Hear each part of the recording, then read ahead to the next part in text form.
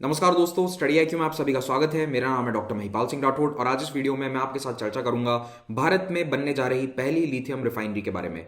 ये lithium refinery Gujarat में बनेगी और लिथियम एज अ मेटल हमारे लिए, ह्यूमन रेस के लिए क्यों इंपॉर्टेंट है, कौन सी इंडस्ट्रीज में इसका उपयोग ज्यादा है और साथ ही साथ कौन से देश है जहां पर इसके सबसे ज्यादा रिजर्व है और कहां से भारत इसको इंपोर्ट करना चाहता है, इन सभी पॉइंट्स को हम डिस्कस करेंगे इस वीडियो में।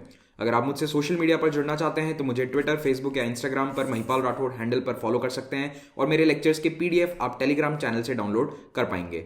यूपीएससी का स्मार्ट कोर्स स्टडी आईक्यू आप सभी के लिए लेकर आया है, तो अगर आप आईएएस एग्जाम की तैयारी करना चाहते हैं तो इस कोर्स की मदद से आप घर बैठकर वो क्वालिटी लेक्चर्स पा सकते हैं जो आपको आमतौर पर मेट्रो सिटीज में मिलते हैं। तो आपको अब दिल्ली, हैदराबाद या फिर चेन्नई जैसे शहर में शिफ्ट होकर प्रिपेयर करने की आवश्यकता नहीं है। आप चाहें तो हिंदी या चाहे तो इंग्लिश, दोनों में इस कोर्स को अवेल कर सकते हैं। ये स्मार्ट कोर्स हमारी मोबाइल ऐप साथ ही साथ हमारे वेबसाइट दोनों पर उपलब्ध है। अब ये वेब पर भी उपलब्ध है, यानी कि आप इसको कंप्यूटर या लैपटॉप पर भी देख सकते हैं। तो इस कोर्स के बारे में ज्यादा जानकारी के लिए हमारी वेबसाइट studiiq.com विजिट करें। मणिकरण पावर लिमिटेड, जो भारत की सबसे बड़ी पावर ट्रेडिंग और रिन्यूएबल एनर्जी कंपनीज में से एक है, उसने कुछ ही दिन पहले यह घोषणा करी कि वो भारत की पहली लिथियम रिफाइनरी सेटअप करेगी गुजरात में। अभी फाइनल लोकेशन इन्होंने तय नहीं करी है, दो लोकेशंस को इन्होंने शॉर्टलिस्ट किया है। साणंद, जो कि अहमदाबाद शहर से कुछ दूरी पर स्थित है, और दूसरा है धोलेरा, ये भी अहमदाबाद के पास में ही है। तो ये दोनों लोकेशंस हैं। धोलेरा, आपने इन दोनों के नाम जरूर सुने होंगे। एक का नाम आपने शायद हिस्ट्री में सुना होगा या फिर एक कोई नया सेटअप वहां पर हुआ है, उसके बारे में मुझे कमेंट में बताइए कि धोलेरा किस चीज के लिए फेमस है। और दूसरा है साणंद। साणंद भी मुझे बताओ साथ ही कमेंट में कि साणंद क्यों फेमस है। वहां पर एक बहुत बड़ी पॉपुलर कंपनी की फैक्ट्री है, वहां पर कार कंपनी की फैक्ट्री है। तो ये साणंद और धोलेरा में से दो प्रोबेबल साइट में से एक जगह रिफाइनरी लगाई जाएगी और मणिकरण पावर लिमिटेड ने इस रिफाइनरी में 1000 करोड़ रुपए का इन्वेस्टमेंट करने की बात कही है। अब लिथियम एक रेयर एलिमेंट है जो भारत में आमतौर पर नहीं पाया जाता है। भारत मोस्टली लिथियम का इंपोर्ट करता है ऑस्ट्रेलिया से और उसको यहां पर प्रोसेस करता है। तो पिछले साल मणिकरण पावर ने ऑस्ट्रेलिया की कंपनी नियो मेटल्स के साथ एक करार किया था, जिससे कि ऑस्ट्रेलिया में माउंट मैरियन लिथियम माइन से लिथियम भारत लाया जा सके। तो माउंट मैरियन लिथियम माइन ये एक खदान है वेस्टर्न ऑस्ट्रेलिया में, और वहां से neo metals company Manikaran power को सप्लाई करती है लिथियम। अब पीरियोडिक टेबल में लिथियम का स्थान आपको मालूम होना चाहिए। इसका एटॉमिक नंबर है 3, और जो साइंस के स्टूडेंट्स हैं उन्होंने आई एम श्योर ये पीरियोडिक टेबल अच्छे से रट्टा लगाकर याद करी होगी। तो लिथियम की खास बात क्या है कि ये एक ऐसा एल्कली मेटल है जो बहुत ही लाइट होता है। It is one of the lightest metal and least dense solid element. तो ये दोनों जो इसकी प्रॉपर्टीज हैं ये इसको बहुत ही खास बनाती है, क्योंकि इसके कारण ये एनोड मटेरियल के रूप में इस्तेमाल हो पाता है लिथियम बैटरीज में। तो 20th सेंचुरी में लिथियम को बैटरी में एनोड मटेरियल के रूप में इस्तेमाल करना शुरू किया गया, और ये सबसे इंपॉर्टेंट कंपोनेंट बन चुका है अब लिथियम आयन बैटरीज का, क्योंकि ये एक तो रिचार्जेबल बैटरीज होती हैं और इनकी एनर्जी डेंसिटी काफी हाई है। तो ये बहुत ही अच्छी प्रॉपर्टी होती है इसकी। इसका इलेक्ट्रोकेमिकल पोटेंशियल काफी हाई है, जिसके कारण ये काफी एनर्जी डेंस बन जाती है। तो इसके अंदर काफी एनर्जी स्टोर हो सकती है और उसको धीरे धीरे रिलीज किया जा सकता है। तो आप लोग जितने भी स्मार्टफोन इस्तेमाल करते हैं, जहां पर अभी आप ये वीडियो भी देख रहे होंगे प्रोबेबली, उनमें सब में लिथियम आयन LION लिखा रहता है बैटरी पर। वो लिथियम आयन बैटरीज इसी मटेरियल से बनती हैं और उसी के कारण आप आज एक स्मार्टफोन को पूरे दिन चला सकते हैं। याद कीजिए, आज से 5-6 साल पहले इतना ज्यादा एडवांस नहीं था जब बैटरी का टेक्नोलॉजी, तब दिन में 2-2 बार लोगों को चार्ज करना पड़ता था। लेकिन अब जैसे जैसे समय आगे बढ़ रहा है तो लिथियम आयन बैटरीज काफी पावरफुल हो चुकी हैं और 1 या 2-2 दिन तक आप अपने स्मार्टफोन को यूज कर सकते हैं 1 चार्ज पर। तो लिथियम आयन बैटरी काम कैसे करता है, ब्रीफली आपको ये मालूम होना चाहिए। तो इसमें क्या होता है, लिथियम आयन होते हैं जो एनोड से कैथोड की तरफ मूव करते हैं ड्यूरिंग डिस्चार्ज, और जब बैटरी चार्ज होती है उस समय आयंस का मूवमेंट होता है कैथोड से एनोड की तरफ। तो ये पॉइंट जरूर याद रखिएगा कि मूवमेंट किस तरफ होता है। तो ये जो केमिकल रिएक्शन है इससे इलेक्ट्रिक करंट जनरेट होता है, और लिथियम आयन बैटरीज बहुत सारे शेप और फॉर्म में आती हैं। इस तरह की बड़ी बैटरीज भी आती हैं, या फिर आपके मोबाइल फोन में लगने वाली छोटी पोर्टेबल बैटरीज जो हैं, जो इस तरह की नजर आती हैं अमूमन, वो भी मिलती हैं। तो इसका मोस्टली आजकल यूज यही हो गया है कि सेलफोन, लैपटॉप्स में। लेकिन आने वाले कुछ दशक में लिथियम बैटरीज का सबसे महत्वपूर्ण इस्तेमाल रहेगा इलेक्ट्रिक कार की बैटरीज में। तो जैसे जैसे हम अपने कार्बन एमिशंस को कम करना चाहते हैं, इलेक्ट्रिक व्हीकल्स को बढ़ावा देना चाहते हैं, लेकिन उन इलेक्ट्रिक व्हीकल्स में बैटरी चाहिए लिथियम की, क्योंकि लिथियम हाई कैपेसिटी बैटरी देता है जिससे गाड़ी लंबे समय तक चल सकती है। तो इसीलिए इन बड़ी बैटरीज के अंदर अब लिथियम का इस्तेमाल बढ़ता जा रहा है, और इसीलिए लिथियम एक बहुत ही इन डिमांड रिसोर्स बन चुका है।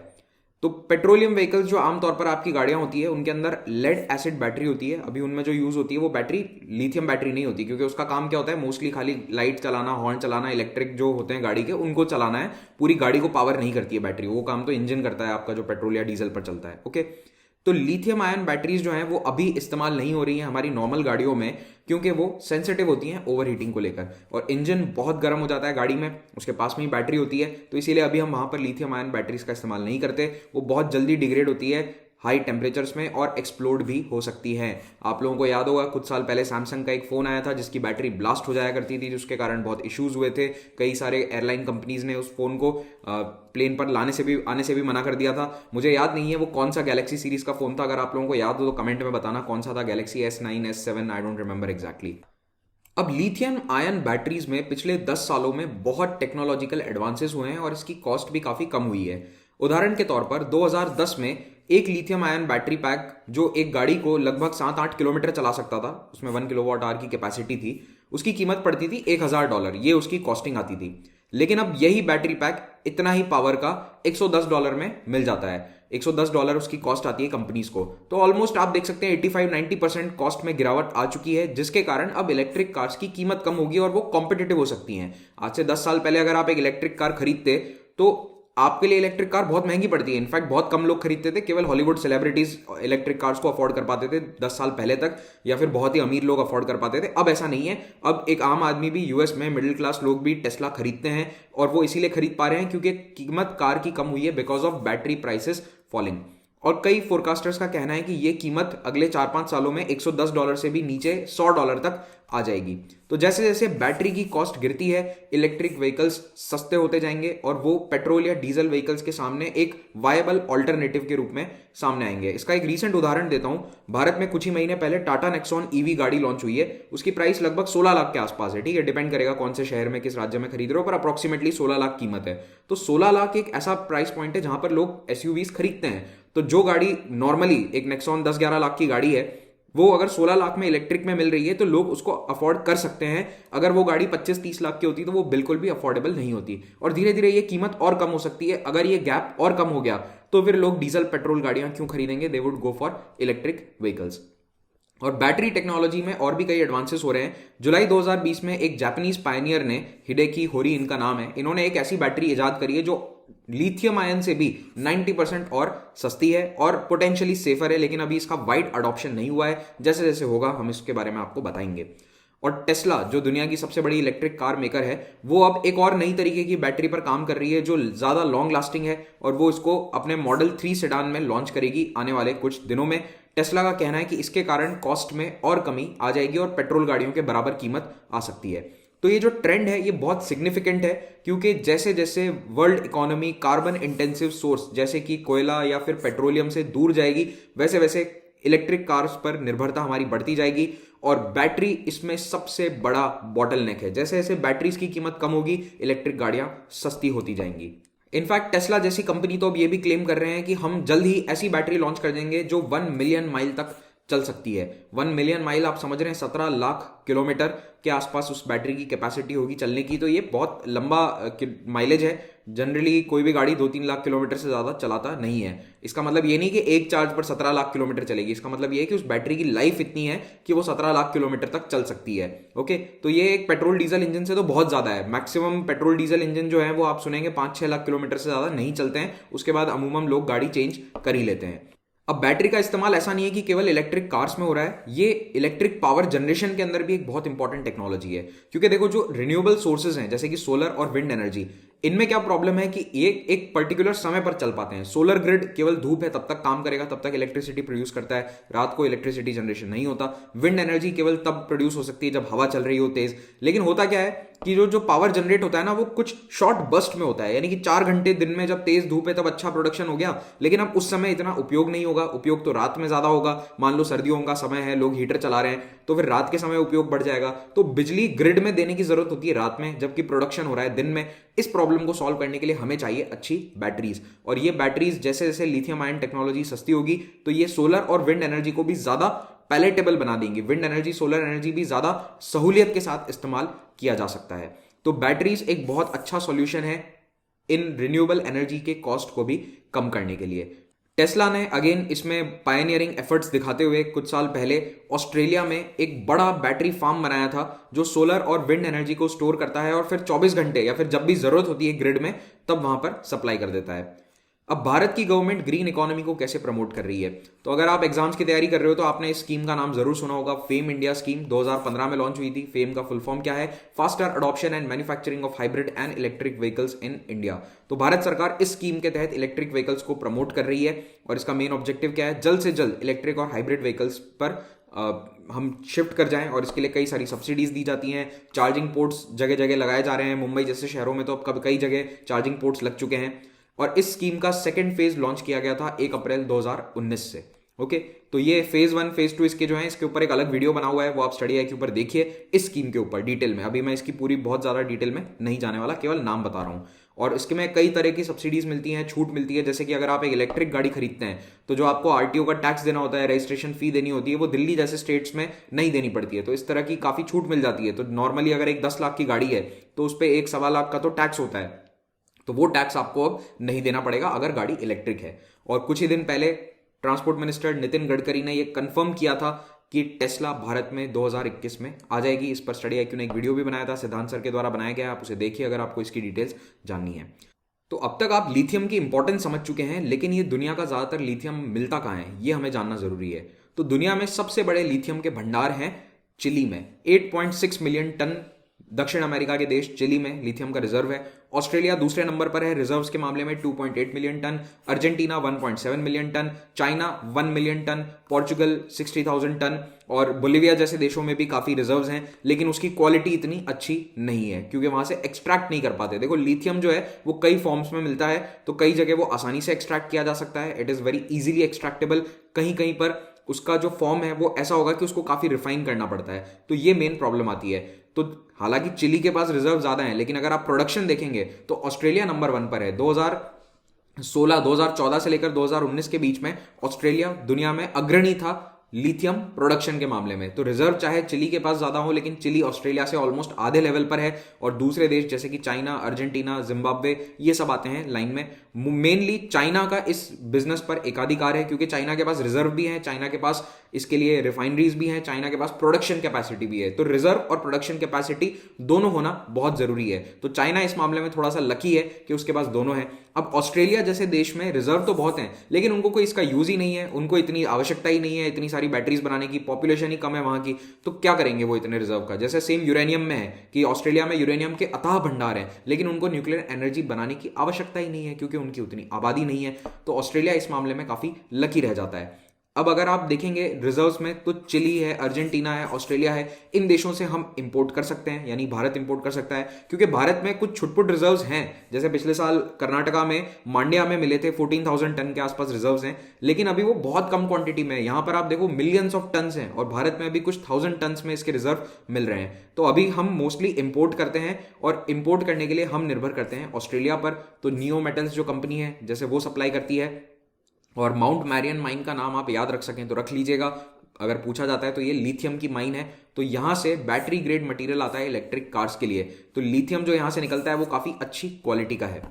8 जनवरी 2021 को यानी कि कल ही के दिन ऑस्ट्रेलिया ने यह भी कंफर्म किया कि हम अपना लिथियम का ट्रेड भारत के साथ बढ़ाएंगे। We will expand the lithium trade between Australia and India, और इससे भारत के पूरे फेम स्कीम को जरूर बढ़ावा मिलेगा। तो ये जो अनाउंसमेंट है ये कल ही किया गया है, ये लेटेस्ट डेवलपमेंट है। और ऑस्ट्रेलिया के साथ व्यापार बढ़ाने का एक और फायदा होगा कि ऑस्ट्रेलिया लिथियम के माइनिंग इक्विपमेंट, टेक्नोलॉजी, सर्विसेज में भी अग्रणी है। तो वहां से धीरे धीरे हम अपना इक्विपमेंट, अपनी टेक्नोलॉजी ले सकते हैं, और अगर भारत में भी रिसोर्सेज, लिथियम सोर्सेज और मिलते हैं तो उनमें माइनिंग करने में भारत को काफी आसानी रहेगी। भारत ने 2019 में एक और देश के साथ एमओयू साइन किया था लिथियम के सप्लाई के लिए। बोलिविया नाम का ये देश जो कि चिली और अर्जेंटीना के पास में ही है, उसके उत्तर में स्थित है। यहां पर भी रिजर्व्स हैं, बोलिविया में भी रिजर्व हैं, हालांकि वो टॉप 5 की लिस्ट में नहीं आता है, लेकिन बोलिविया में भी अच्छे खासे रिजर्व हैं। और बोलिविया जैसे देश को जरूरत है बायर्स की, तो भारत ने बोलिविया के साथ ये साइन किया था एमओयू कि हम आपसे सोर्स करेंगे, तो इससे हमें काफी रिजर्व्स मिल सकते हैं। और बोलिविया में क्या है कि एक बहुत बड़ा सॉल्ट फ्लैट है जिसका नाम है सलार डे उयूनी। ये salt flat 9 million ton lithium रखता है। तो अब आप सोच रहे होंगे जब इसमें 9 मिलियन टन है तो फिर ये तो टॉप प्रोडक्शन कंट्रीज में आना चाहिए, लेकिन ऐसा नहीं है क्योंकि यहाँ से लिथियम को एक्सट्रैक्ट करना थोड़ा सा मुश्किल है। जो यहाँ पर ये लेयर ऑफ लिथियम है इसमें और भी कई सारी इंप्योरिटीज़ हैं, तो ये लिथियम डायरेक्टली इस्तेमाल नहीं किया जा सकता, इसको बहुत प्रोसेस करना पड़ता है, ये प्रॉब्लम है। बाकी अगर वैसे आप देखें तो दुनिया का 1/4 लिथियम तो इसी सॉल्ट फ्लैट में आपको मिल जाएगा। और बोलिविया के इस लिथियम के पीछे केवल भारत ही नहीं है, अमेरिका जैसे देश भी हैं। अब ओवर्टली नहीं लेकिन कोवर्टली वो चाहते हैं कि बोलिविया में हमारे फेवर की सरकार मिले। तो 2019 में यूएस के द्वारा तथाकथित रूप से सपोर्टेड एक कू हुआ था जिसमें बोलिविया में सरकार बदल दी गई थी। इवो मोरालेस जो वहां के सोशलिस्ट लीडर हैं, पिछले 15 साल से वो वहां के लीडर हैं, उनकी सरकार हटा दी गई थी। हालांकि 2020 में फिर से इवो मोरालेस पावर में लौट आए हैं ड्यू टू सम, वहां पर जो चला था पूरा एक घटनाक्रम, वो हमने कवर भी किया था एक अलग वीडियो में। तो उस घटनाक्रम के बाद इवो मोरालेस पावर में लौट आए हैं 2020 में, लेकिन 2019 में एक बार वो पावर से हटा दिए गए थे। और जब उन्हें हटाया था तो इलॉन मस्क ने ट्विटर पर एक बहुत ही कॉन्ट्रोवर्शियल सा कमेंट किया था। मे बी उन्होंने मजाक किया हो, वी डोंट नो, बट उनकी बात देखिए। किसी व्यक्ति ने कहा कि you know what wasn't the best interest of people, the US government organising a coup against Evo Morales so you could obtain the lithium there. तो ये इलॉन मस्क जो दुनिया की सबसे बड़ी कंपनी चलाते हैं, सबसे अमीर व्यक्ति बन चुके हैं कल, उन्होंने एक लिखा कि we will coup whoever we want, deal with it, कि हम जहां चाहे तख्ता पलट करवाएंगे क्योंकि हमें लिथियम चाहिए, जहां चाहे हम वहां से लिथियम उठा लेंगे। तो इसीलिए ये जोक, हालांकि बाद में उन्होंने डिलीट कर दिया था इस ट्वीट को, लेकिन इसके कारण ट्विटर पर काफी बवाल हुआ था 2019 में, अक्सर होता रहता है इलॉन मस्क के ट्वीट्स के कारण। तो बात यह है कि कहीं ना कहीं डेफिनेटली उस बोलिविया के रिजर्व के पीछे यूएस की कंपनीज, टेस्ला जैसी कंपनीज भी हैं। अब लिथियम दो तरीके से निकाला जा सकता है, माइन किया जा सकता है, आइदर फ्रॉम हार्ड रॉक जैसा ऑस्ट्रेलिया में होता है, और ऑस्ट्रेलिया, मैंने आपको पहले ही बताया कि ऑस्ट्रेलिया इस मामले में काफी लकी रहा है कि उसके पास ये वाला टाइप का लिथियम रिजर्व है। और दूसरा होता है by evaporating the thin layer of brine, जो कि सॉल्ट फ्लैट्स होते हैं जैसा बोलिविया में है। तो वहां से अगर आपको निकालना है तो वो थोड़ा सा मुश्किल प्रोसेस है। चिली और अर्जेंटीना में भी ऐसा ही है, बोलिविया में भी ऐसा ही है, और ऑस्ट्रेलिया में डायरेक्ट वो रॉक के फॉर्म में निकाला जा सकता है। तो इसीलिए ऑस्ट्रेलिया प्रोडक्शन में अग्रणी है, चिली अर्जेंटीना अभी भी प्रोडक्शन में नंबर 1 पर नहीं है। उयूनी का जो सॉल्ट फ्लैट है ये थोड़ा सा गीला भी है, इट इज वेटर, और इसका एल्टीट्यूड भी बहुत ऊंचा है, 3656 मीटर की ऊंचाई पर यह स्थित है। तो यहां पर इवेपोरेशन भी इतना एफिशिएंटली नहीं होता है, इसीलिए मैंने आपको बताया कि यहां से लिथियम निकालना थोड़ा सा टफ है, और इसमें इंप्योरिटीज भी ज्यादा हैं, तो इसका एक्सट्रैक्शन प्रोसेस थोड़ा कॉम्प्लिकेटेड हो जाएगा। तो जो भी लिथियम हम इंपोर्ट करेंगे, मान लो बोलिविया जैसे देश से किया, तो उसको यहां पर रिफाइन किया जा सकता है, उसको हमें चाइना में भेजने की जरूरत नहीं है, क्योंकि दुनिया का ज्यादातर रिफाइनिंग प्रोसेस अभी चाइना में होता है। तो अब भारत में ही रिफाइनिंग प्रोसेस किया जा सकता है, और भारत अपनी लिथियम की नीड्स को पूरा कर पाएगा। और जैसे जैसे इलेक्ट्रिक कार इंडस्ट्री बढ़ती जाएगी, वैसे वैसे इसमें जॉब्स की संख्या भी बढ़ती जाएगी। और भारत का टारगेट क्या है, प्रधानमंत्री मोदी जी ने ये बताया था कि हमारे क्लीन एनर्जी कमिटमेंट्स जो हैं वो बढ़ गए हैं, हमारे को अब 450 गीगावाट्स रिन्यूएबल एनर्जी जनरेट करनी है 2030 तक। तो हमारे जो पुराने टारगेट्स थे 200 गीगावाट के, वो बढ़ा दिए गए हैं। याद रखना 450 गीगावाट्स रिन्यूएबल एनर्जी का टारगेट है बाय 2030। गुजरात में पहले से कुछ lithium ion battery manufacturing plants लगे हुए हैं। भारत की जो इनफैक्ट पहली battery, lithium battery manufacturing unit थी, वो भी गुजरात में लगी थी, जो तोशिबा, डेंसो और सुजुकी मोटर कॉर्पोरेशन के द्वारा ज्वाइंटली स्थापित करी गई थी। और ये सप्लाई करती है, सुजुकी मोटर्स के गुजरात प्लांट को बैटरी सप्लाई करती है। तो अभी बैटरी प्रोडक्शन तो होता है, लेकिन लिथियम की रिफाइनिंग नहीं होती है। अब टाटा ग्रुप ने भी धोलेरा स्पेशल इन्वेस्टमेंट रीजन में एक जमीन अक्वायर करी है, ताकि वहां पर वो 4000 करोड़ का lithium ion battery plant establish कर सकें। तो मैंने आपसे धोलेरा की इंपॉर्टेंस या न्यूज पूछी थी, तो उसका आंसर तो आपको यहीं पर मिल गया, स्पेशल इन्वेस्टमेंट रीजन यहां पर बन रहा है। अडानी ग्रुप ने भी लिथियम बैटरी मैन्युफैक्चरिंग कॉम्प्लेक्स स्थापित करने की बातें यहां पर कह दी हैं। और जो रिफाइनिंग प्रोसेस होता है, अब वो हमारे काम का वैसे है नहीं, लेकिन अगर आप देखना चाहो तो ये उसका प्रोसेस है, पॉज करके देख लेना अगर कोई केमिस्ट्री में इंटरेस्टेड है तो। जाते जाते आपको मैं एक छोटा सा कंपैरिजन बताना चाहता हूं। ग्रीन एनर्जी में अक्सर आप दो टेक्नोलॉजीज का नाम सुनेंगे, एक है लिथियम आयन बैटरीज और दूसरा है हाइड्रोजन फ्यूल सेल्स। तो देखो दोनों में से कौन सा ज्यादा ग्रीन है, ज्यादा क्लीन है। लिथियम आयन बैटरीज पूरी तरह से क्लीन है अगर उसमें जो बिजली सप्लाई हो रही है, जो बैटरी को चार्ज करेगी, वो अगर क्लीन है। मान लो अगर न्यूक्लियर एनर्जी से पूरी बिजली आ रही है या हाइड्रो इलेक्ट्रिक पावर आ रहा है, यानी कि उस बिजली को बनाने में कोई भी फॉसिल फ्यूल का इन्वॉल्वमेंट नहीं है, तो फिर lithium ion batteries are the best. Hydrogen fuel cell भी बहुत अच्छा सोर्स है, लेकिन हाइड्रोजन के साथ प्रॉब्लम क्या है कि मोस्टली जो इस वक्त दुनिया में हाइड्रोजन बनती है वो मीथेन से आती है, और हम जो क्या रिएक्शन पढ़ते हैं वो पानी का इलेक्ट्रोलाइसिस से हो जाएगा, तो वहां से हाइड्रोलाइसिस से हमें अभी हाइड्रोजन नहीं मिलता है। दुनिया का ज्यादातर हाइड्रोजन हमें अभी मीथेन से मिलता है, और ये अपने आप में एक थोड़ा पोल्यूटिंग प्रोसेस है। ऑयल रिफाइनरीज में नेफ्था गैस निकलती है एक बाई प्रोडक्ट के रूप में, और उससे भी हाइड्रोजन बनाया जाता है। तो अल्टीमेटली कहीं ना कहीं उसके प्रोडक्शन में एक पोल्यूशन का सोर्स है। इसी के साथ ये लेक्चर समाप्त होता है। Thank you very much for watching this. Have a great day.